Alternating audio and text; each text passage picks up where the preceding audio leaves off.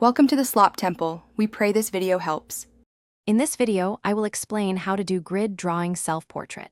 This technique is a fantastic way to achieve accurate proportions and details in your artwork. By breaking down a complex image into smaller, more manageable squares, you can focus on one small section at a time. This approach significantly reduces the intimidation factor of drawing a face and helps you build confidence in your artistic abilities. It's a foundational skill for many artists. First, choose a clear, well-lit self-portrait photograph. You can print it or use a digital image. Next, draw a grid directly onto your reference photo. For example, you might use 1-inch squares. Then, create an identical grid on your drawing paper. Ensure the ratio of your paper grid to your reference grid is consistent.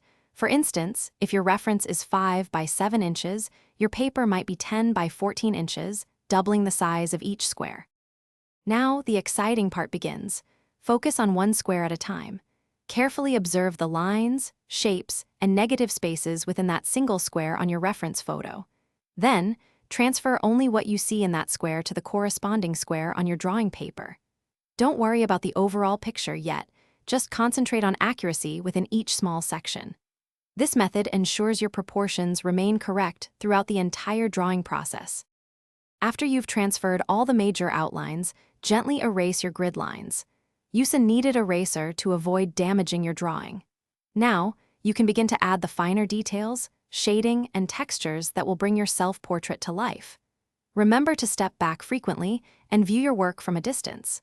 This helps you spot any areas that need adjustment, ensuring your final portrait is both accurate and expressive. Thanks for watching. Consider subscribing if we helped you.